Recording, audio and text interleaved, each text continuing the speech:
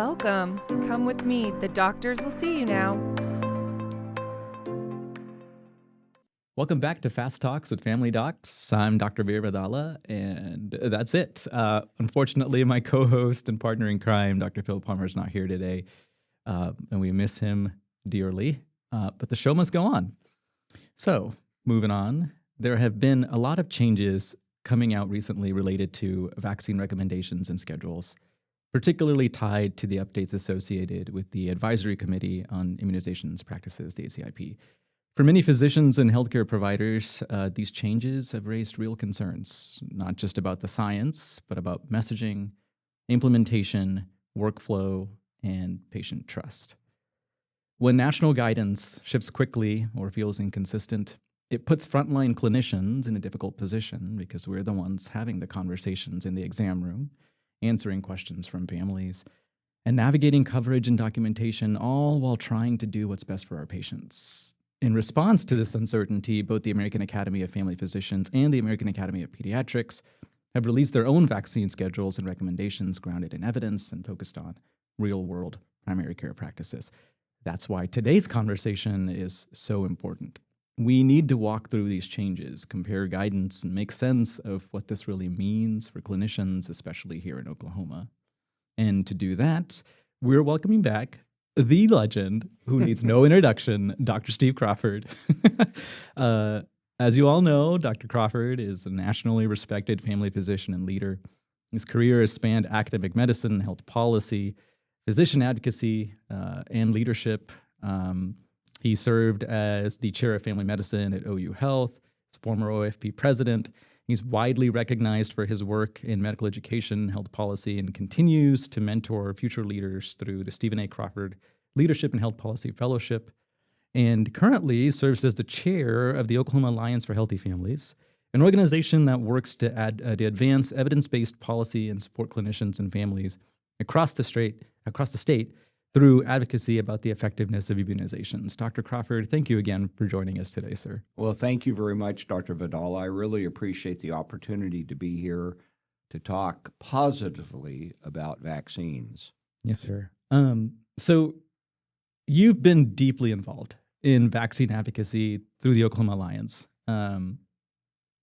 Since the recent federal schedule changes and all the changes we've seen, what have you been hearing, kind of like from your work with the Alliance and your work with the residency, like on the ground, like from not just clinicians, but maybe even policymakers, maybe even patients? Well, first of all, from the institutions and where I occasionally work and still do a little bit of teaching, they've stuck with the science. The academies of pediatrics and family physicians have been the guidepost for them since the changes have occurred, trying to be more science-based rather than opinion or political-based is what appears, unfortunately, that our CDC has been influenced to do. They were given a directive to try to model our vaccine policy off of a small European country that has a very kind of uniform population, has a superb primary care record, Right. that everybody has a primary care physician, which is not true in the United States. Everyone has insurance, which is, again, not true in the United States, as we well know. And they also have a wonderful healthcare database of all the patients, so they can keep track of these things. We do not have anything near what this small European country has. So I think it was ill-advised to try to go down that path. What that's created, unfortunately, is confusion.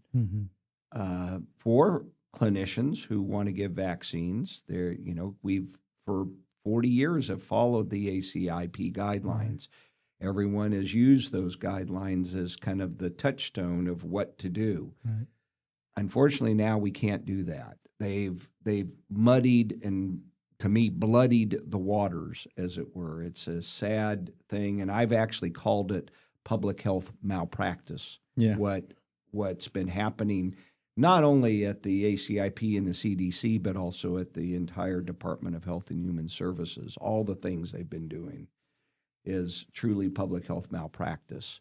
But our professional organizations, our healthcare institutions, at least those that I'm affiliated with, have followed science, and they've decided that they're going to follow the AAP and the AFP guidelines, and it's going to provide some, I think, stability, as it were. Now, the problem is that patients are confused. Yep. And it's going to take a lot more time to particularly convince the vaccine doubters or the vaccine hesitant. Though there's a group of people that know that vaccines are safe and effective, and they want their children or themselves appropriately protected against dangerous infectious diseases. There are those that have questions, and it's not inappropriate for clinicians to be involved in helping answer those questions for their patients and the community. Physicians are part of the community, and they need to be involved in that. And that's kind of what I enjoy doing. And then there's the group that's going to be against vaccines no matter what you do. It's almost, it's a very kind of a evangelical mode that they believe vaccines are harmful. There's all kinds of conspiracies associated with that. So we need to work on those folks that are vaccine hesitant, help them understand the science, but it's going to take time. Yeah. And clinicians are very busy. And do we have enough time? Well, we try to give them the information maybe before they come in to see us, or you work at it and then you say, come back when it's time. But in that interim, who knows? They and their children are exposed. Exactly. And at risk of sometimes a very serious medical problem that could have been prevented. Yeah. And then we're seeing it firsthand. Measles Absolutely. is back. Measles, we're seeing pertussis. Yeah.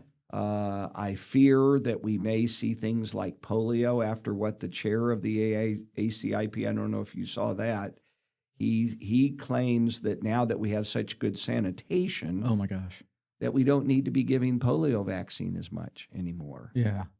The very scary part about this is actually affecting people on a global scale. Yes. Because even in the United Kingdom, measles is on the rise. Yes. Oh, well, yeah. The problem is these infectious diseases don't know country borders. Right. Even though, you can put up a wall all around your country, you cannot prevent infectious diseases from passing over. They're not going to slow it down. They're not going to prevent it. People fly. Yeah. They come from one area of the world to the other and carry, unfortunately, sometimes unknowingly, many times unknowingly, infectious diseases because they themselves are unvaccinated. They get exposed. There's a period of time that you're without any symptoms of that disease, and then you land in where you're going to, somewhere in Oklahoma, and you bring measles with you. Yeah. You enjoy. You're going to bring a gift to all of us. Thank you. Yeah.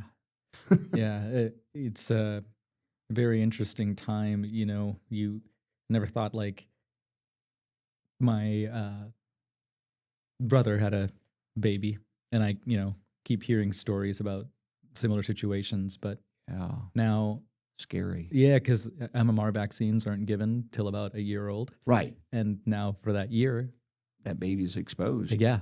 Exactly. That is to think about that now. Yeah, and they're more vulnerable during that period, particularly that period between about 3 to 6 months and when you get the first MMR vaccine at age 12 months. That's that period where they are losing their mother's immunity. And then have to gain their own. And so there is a recommendation, by the way, of giving an infant who may be at a higher risk at 9 months an early dose of the vaccine, but then repeating it at 12 months, like getting it as early as 9 months and then repeating it at 12 months. Yeah. And then again, repeating it again because of this unfortunate epidemic that's going on in our country. Yeah. And around the world. And around the world, yeah. So, I think one of the largest group of docs I think that'll affect is pediatricians and obviously family physicians who we see. And med peds docs, obviously, but we see not all family practitioners are created equal, right? So some might have a larger, older age population, but a lot of us still see kids, and so we may be in the know. But for the people that are not, I think there's a couple of changes that I wanted to just kind of run through with you, so we can make people aware, because we as patients and trust in our PCPs, and we might go ask, even though they're maybe internal medicine or something, right? Right. Or OBGYN. Or BG. Oh, yeah. Well, obviously. Absolutely. So the big four I kind of wanted to touch are COVID vaccine recommendations now. Certainly. They are shared decision-making base. Yes. Hep B potentially delaying. The birth dose. Birth dose. HPV being a single dose recommendation now. And then influenza, and then particularly we can touch on the mRNA vaccine that's being proposed. And so, what are your thoughts about the COVID vaccine being shared decision? Well, again, the issue there is that they've used data. The reason why they went to a shared decision is they feel like there was, they believe, an untoward risk that younger people are exposed to by getting the mRNA COVID vaccine particularly, but it actually was more true of the non-mRNA vaccine for a COVID. But either way, they believe that getting one of those vaccines increases the risk of, in young people, particularly a heart condition. Yeah. And the issue, unfortunately, is actually it's more risky to get COVID than it is to get the vaccine, but they don't want to believe that. Yeah. But be that as it may, that's the challenge. That what they mean by shared decision-making means you got to talk to your doctor. Right. It isn't the doctor puts it on a protocol, you're in, your doctor says, I recommend you get these vaccines, you go get your vaccines. The patient is supposed to talk and question. Now, that's not a bad thing. It's not. But if there's a lot of things on in the agenda that a patient has, it creates that doubt, that uncertainty, that they say, well, why are they telling me I need to talk with the doctor when the doctor just came out and said, you should get this vaccine, that type of thing. So that's where I think the challenge is in the shared decision. Now, the issue of should we be getting the COVID vaccine, large numbers of studies have shown it decreases the risk of hospitalization and death. It may not prevent infection, but it certainly prevents hospitalization and death. And it can, even in younger people, pregnant women, children. Now, particularly in older people is where we, have the highest risk of that issue of death and hospitalization.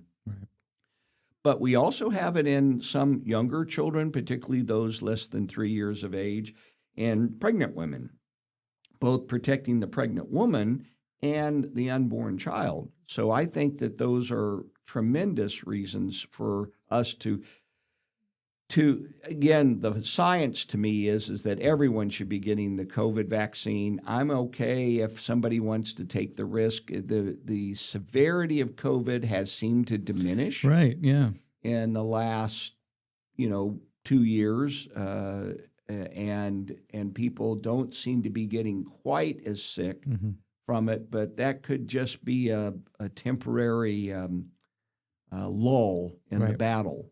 Yeah. But as you know, flu was really bad this year. And the new strain. Yeah, the new strain, and a lot of pediatric hospitalizations. And some deaths. And unfortunate, but really cool development about the mRNA flu vaccine. Yeah. And well, the issue with mRNA, and it was actually, to me, evidenced by what they did during COVID. The Operation Warp Speed, when President Trump instituted Operation Warp Speed, it was really evidenced by mRNA technology. It's an old it's not an old technology, but it's a relatively mature technology. It isn't something that just they thought of just because of COVID. They had been testing and looking at it for all kinds of different things, but because they had this ability to rapidly develop a vaccine against COVID using this technology, that's what's very exciting, because they can be used for all kinds of different diseases, whether it be infectious diseases or even some forms of cancer. Yeah. And who knows what else it can be used for. But the problem with flu is that flu changes year to year regarding its genetic kind of makeup. And our immunity that we've developed from our exposure from previous years isn't necessarily going to protect us from this year's or next year's flu. And we need a more rapid way of developing vaccines than growing them in chicken eggs. Yeah.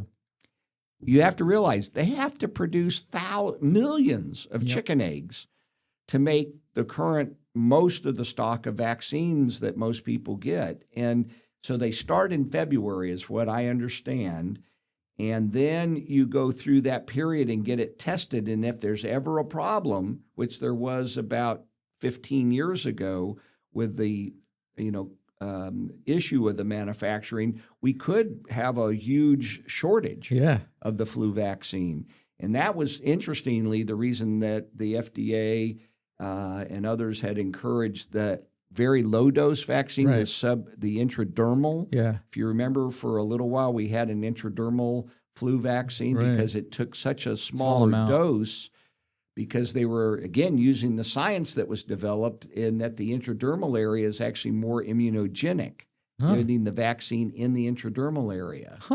The people won the Nobel Prize for discovering that. Isn't that fascinating? That's fascinating. And I actually took it, the intradermal vaccine, when it was available. I thought it was an interesting. What was really cool about it is that they developed a special syringe to do an intradermal that they need to have used for PPDs. Oh, okay, yeah. Everyone has trouble getting that PPD in correctly. Right. This special needle they developed so they didn't have problems getting intradermal worked very well. Yeah.